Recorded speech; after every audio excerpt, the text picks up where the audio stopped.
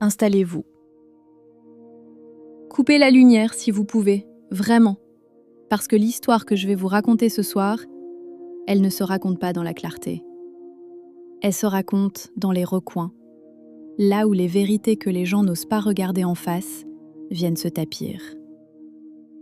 Je vais vous parler de Mariam, 26 ans, gabonaise. Et je vais vous parler d'un miroir, pas un miroir ordinaire. Le miroir du paraître. Vous le connaissez, vous l'avez tous touché un jour, ce miroir-là. Celui qui vous susurre tout doucement, presque avec tendresse, « Tu n'es rien si les autres ne te voient pas briller ». Mariam a grandi à Libreville, dans une concession du quartier Nzengayang. Une petite cour poussiéreuse, 6 enfants, une mère qui se levait à 4 heures du matin pour vendre du beignet au coin de la rue. Chez Mariam, on ne mangeait pas à sa faim tous les jours. On partageait l'unique assiette de riz. On partageait le matelas au sol. On partageait même les rêves, parce qu'on n'avait pas les moyens d'en avoir des séparés.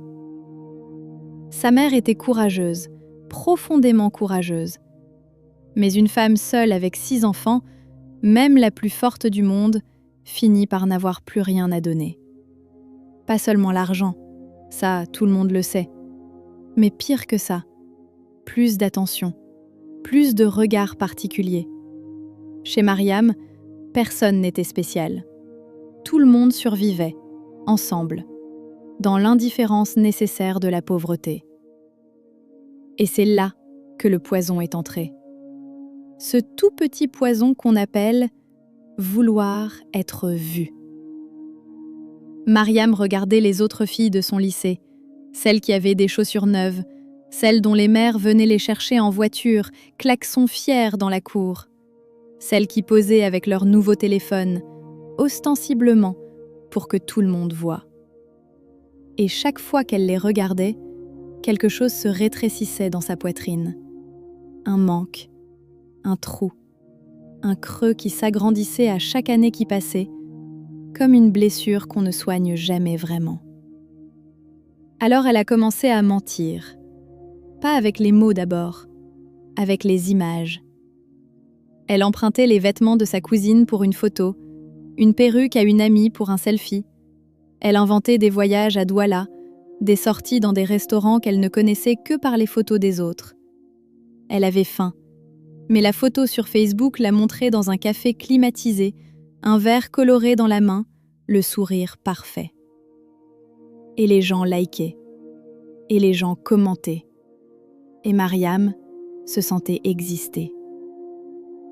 Ce soir, on va parler de ce que le paraître coûte vraiment. Parce que Mariam a fini par payer la facture. Et le prix était innommable. Elle avait 24 ans quand Pascal est apparu. Un expatrié belge, la cinquantaine, les cheveux gris acier, des yeux clairs, que Mariam trouvait froids, mais intéressants. Il avait vu ses photos, les photos mensongères, les photos parfaites, et il avait aimé. Pas elle, les photos. Le premier rendez-vous, un restaurant dont Mariam ne pouvait même pas prononcer le nom correctement. Elle avait mis 3 heures à s'habiller, emprunté les talons de sa voisine, pris un taxi qu'elle n'avait pas les moyens de payer, en espérant que Pascal s'en chargerait. Il a réglé, évidemment. Et puis, il la regardait de l'autre côté de la table, avec ce sourire qui n'atteignait jamais les yeux. Et il lui a dit, sans honte, sans romantisme, sans le moindre détour, « Mariam, je suis un homme honnête, je n'ai pas le temps pour les jeux. Voici ce que je te propose. Tu es belle, tu es présente, tu as quelque chose que j'apprécie. Je te donne ce dont tu as besoin. L'argent, les vêtements, l'appartement si tu le veux. En échange, tu es disponible. Dis-moi tes besoins, fais-moi une liste, je règle tout. » Une autre femme aurait peut-être renversé la table, ou peut-être pas. Peut-être que vous aussi, vous auriez hésité. Parce que Pascal ne parlait pas comme un prédateur, il parlait comme un homme d'affaires, propre, net, sans équivoque. Mariam a hésité exactement 3 secondes. Et elle a dit oui. Les premières semaines ont été une griserie, Un téléphone dernier cri, des bijoux en or, des virements hebdomadaires, réguliers, ponctuels, comme une horloge. Elle a loué un appartement dans le quartier Louis, là où habitent les expatriés et les gens qui ont réussi. Elle a changé de perruque toutes les semaines. Elle a posté des photos tous les jours. Sa page Facebook explosait. Des DM d'hommes jaloux, de femmes admiratives, d'inconnus qui demandaient « Comment tu fais ?» Elle ne répondait rien. Elle laissait l'image parler. Elle était devenue ce qu'elle voulait être, aux yeux du monde. Mais dans le silence de son appartement, la nuit, quand Pascal n'était pas là, elle se regardait dans son vrai miroir. Et elle se disait une chose, une seule chose, une chose qui l'obsédait de plus en plus. Pascal me donne tout ça alors qu'il ne m'aime pas. Imaginez s'il était vraiment, vraiment fou de moi. C'est la phrase la plus dangereuse qu'une femme puisse se dire dans cette situation. Et Mariam a décidé de trouver une réponse. Elle a posé la question discrètement, à une amie d'abord, qui lui a donné un nom.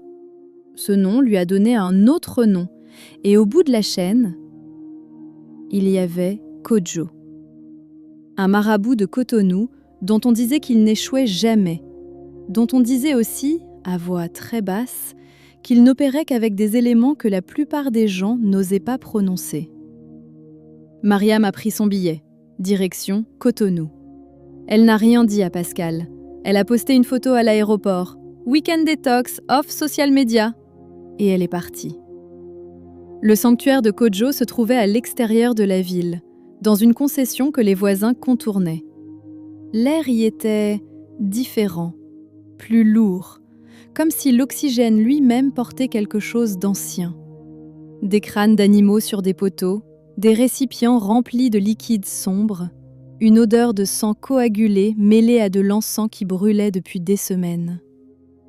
Kodjo était assis sur un tabouret bas quand elle est entrée. Il ne l'a pas saluée. Il l'a juste regardée, avec ses yeux qui semblaient voir à travers les choses plutôt que sur elle. Et il a dit « Tu veux qu'un homme t'appartienne entièrement ?» Ce n'était pas une question. Mariam a exposé sa demande. Pascal. Elle voulait qu'il oublie sa raison, qu'il oublie sa famille en Belgique, qu'il ne voie plus qu'elle, qu'il l'aime de façon irrationnelle, absolue, possessive. Elle voulait être le centre de sa vie. Kodjo a écouté, sans émotion, sans bouger, et il a souri. Ce sourire, Mariam l'a décrit des années plus tard comme le sourire de quelqu'un qui sait déjà comment l'histoire se termine. Il a répondu « Pour un tel travail, il nous faut une base solide. Il nous faut un cadavre. » Kodjo lui a expliqué le protocole. Il fallait un corps mort depuis moins de 7 jours. Et ce n'était pas lui qui interviendrait, c'était Mariam elle-même. Elle et elle seule devraient introduire un fétiche dans la bouche du mort. Si elle tremblait, si elle hésitait, si la peur prenait le dessus, le sort se retournerait. Il avait sorti l'objet, quelque chose de noir, de poisseux, de la taille d'un pouce. Une chose qui semblait absorber la lumière autour d'elle. Mariam l'avait tenu dans sa main et avait ressenti quelque chose qu'elle ne saurait jamais décrire. Pas de la chaleur, pas du froid, quelque chose entre les deux, comme si l'objet la reconnaissait. 2 nuits plus tard, dans une chambre mortuaire d'une famille que Kodjo connaissait, Mariam s'est retrouvée seule, avec un cadavre. Un homme dans la 50aine, visage serein, mains jointes. Elle a approché. L'odeur de la mort, pas encore la décomposition, mais cette odeur particulière, froide, chimique et organique à la fois, lui a monté au nez. Ses mains tremblaient. Elle s'est rappelé les mots de Kodjo. « Si tu trembles, le sort se retourne. » Elle a forcé ses mains à s'immobiliser. Elle a ouvert la mâchoire, ce bruit, ce craquement sourd qui résiste, puis qui cède. Elle a introduit le fétiche. Puis Kodjo est entré. Il a sorti une aiguille épaisse, un fil noir ciré, et il a recousu les lèvres du mort. Screech, screech. Chaque passage de l'aiguille à travers la peau résonnait dans le silence de la chambre. « C'est fait », a dit Kojo. « Il sera à toi. Mais souviens-toi, chaque dette se paie. » Mariam a pris son vol retour le lendemain matin. Elle a regardé par le hublot les lumières de Cotonou disparaître dans les nuages. Et elle a éprouvé quelque chose qu'elle a pris pour du soulagement. Ce n'était pas du soulagement, c'était la porte qui se refermait derrière elle. Le retour au Gabon a tout changé. Pascal était un autre homme. En l'espace d'une semaine, il l'avait appelé 17 fois. Il lui envoyait des messages à 3 heures du matin. Il est arrivé un soir avec des fleurs. Pascal, cet homme qui avait traité leur première rencontre comme une négociation commerciale, arrivait avec des fleurs. Il a demandé Mariam en mariage 6 mois après le voyage au Bénin. Le mariage a eu lieu à Libreville, dans l'un des plus beaux hôtels de la capitale.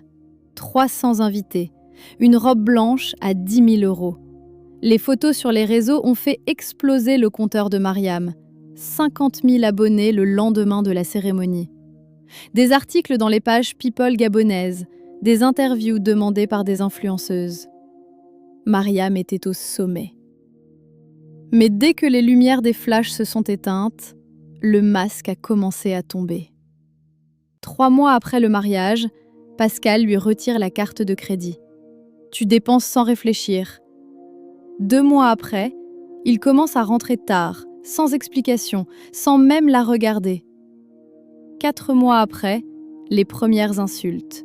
Discrètes d'abord, des remarques sur sa façon de parler, sur son manque de classe réelle. Puis explicites, tranchantes. Tu n'es qu'une fille du quartier qui a bien joué ses cartes, tu n'as rien d'autre à offrir. Mariam essayait de rappeler Kojo. Le numéro sonnait dans le vide. Elle a appris par une connaissance que le vieux homme était mort subitement, quelques semaines après son passage au sanctuaire. Elle était seule. Un soir, Pascal est rentré à la villa avec une expression que Mariam n'avait jamais vue sur son visage. Pas la colère, pas le mépris habituel. Quelque chose d'autre, quelque chose d'ancien. Il lui a dit avec une voix calme et basse qui était pire que n'importe quel cri : « Il est temps que tu comprennes où tu es réellement. Viens avec moi. » Il y avait une bibliothèque dans le bureau de Pascal. Mariam l'avait toujours vue. Elle n'avait jamais pensé à ce qu'il pouvait y avoir derrière. Une porte blindée, des escaliers en béton qui descendaient dans le noir. L'air devenait plus froid à chaque marche, pas la fraîcheur de la climatisation, quelque chose d'autre. La fraîcheur des profondeurs, celle qui ne devrait pas exister sous une villa tropicale. En bas, il y avait une salle. Au centre de la salle, il y avait un lit de pierre. Sur le lit de pierre, il y avait une femme. Elle n'était pas en train de dormir. Elle était morte. Mais son corps, Mariam l'a su immédiatement, d'instinct, de tout son être, son corps ne pourrissait pas. Cela faisait combien de temps qu'elle était là ? Mariam ne l'a jamais su exactement. Mais les mains de cette femme n'étaient pas rigides, ses cheveux n'étaient pas secs, sa peau avait encore une texture. Pascal a dit « Voici Evelyne, ma première femme. C'est elle qui me donne ma puissance depuis 22 ans. C'est sur son sacrifice que tout ce que tu as connu, l'argent, la villa, le mariage, a été construit. » Il s'est tourné vers Mariam. Ce regard, ses yeux gris-bleu, absolument vides. « Et puisque tu as choisi d'entrer dans mon monde par la voie des morts, puisque c'est toi qui as lié ton destin au mien, tu vas maintenant servir la maîtresse de cette maison. » 3 fois par semaine, Pascal descendait dans le caveau, ce qu'il y faisait. Mariam n'entrait jamais pendant ce temps. Mais quand il remontait, c'était son tour. Elle devait descendre et nettoyer le corps d'Evelyne. Sans eau, sans éponge. Pascal avait été très explicite. « Tu utiliseras ce que tu as, ta langue, Mariam. C'est le prix de tes perruques, c'est le prix de tes photos, C'est le prix du mariage dont tu voulais que tout le monde parle. Je veux que vous enregistriez ce que je vais vous dire maintenant. Pas pour l'horreur, pas pour le spectacle, pour la leçon. Mariam a obéi, pendant des mois, parce qu'elle n'avait plus de téléphone, plus de voiture, plus de moyens de partir, parce que les employés de la maison étaient les yeux et les oreilles de Pascal, parce qu'elle ne savait plus qui elle était, sans la cage dorée qu'elle s'était elle-même construite. Elle maigrissait, sa peau perdait son éclat, ses yeux ambres, qui avaient brillé dans tant de selfies, étaient devenus des yeux creux, comme si quelque chose d'essentiel en avait été retiré. Elle était devenue l'inverse exact de tout ce qu'elle avait voulu être. Aminata, une amie de Mariam, l'avait cherchée pendant des mois. Quand Mariam avait disparu des réseaux sans explication, pas d'au revoir, pas de story, rien, quelque chose avait sonné faux. Aminata savait. Les gens qui construisent leur identité sur les réseaux ne disparaissent pas comme ça. Ils meurent, ou on les a fait taire. Elle a tourné autour de la villa pendant des semaines. Elle a parlé à une femme de ménage, elle a attendu. Et un après-midi, pendant que Pascal était à une réunion d'affaires, la femme de ménage a ouvert une fenêtre de service. Aminata a vu Mariam. Et Mariam ne ressemblait plus à Mariam. Elle a glissé juste 3 mots. « Si je meurs ici, sache que je l'ai cherché moi-même. » Aminata a organisé la fuite en 17 jours. Le bon moment, un voyage de Pascal à Bruxelles pour des affaires. 2 hommes de confiance, un chemin de sortie, une voiture qui attendait à 200 mètres de la grille. Mariam est sortie de cette ville-là sans chaussures, sans téléphone, sans rien. Elle n'avait même plus les ongles fuchsia. Elle avait les pieds nus sur le goudron chaud de Libreville et elle courait. L'église où Aminata l'a emmenée, une communauté charismatique du nord de la ville, est devenue son refuge pendant des semaines. Pascal est venu, il a crié devant le portail, il a menacé, il a envoyé des gens.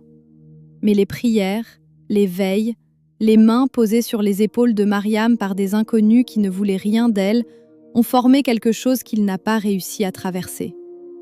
Le combat spirituel a duré longtemps. Mariam a dû nommer chaque chose, chaque mensonge, chaque photo fabriquée, le billet pour Cotonou, le corps dans la chambre mortuaire, le fétiche dans la bouche du mort, les mois dans le caveau. Tout.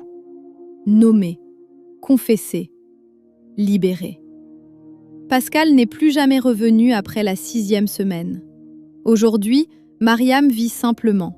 Pas de réseaux sociaux, pas de perruque de luxe, elle s'est coupé les cheveux très courts. Ses vrais cheveux crépus, ceux qu'elle cachait depuis l'âge de 16 ans. Elle aide à l'église, elle n'a pas grand-chose. Mais elle m'a dit une phrase, une seule phrase, que je vais vous laisser ce soir. Elle m'a dit « J'ai tout perdu. Et pour la première fois de ma vie, je ne manque de rien. » Dites-moi en commentaire, est-ce que le luxe vaut ce prix? Est-ce que vous avez des gens autour de vous qui se perdent pour paraître? Prenez soin de vous. Restez dans la lumière. C'était votre narratrice. Paix sur vous.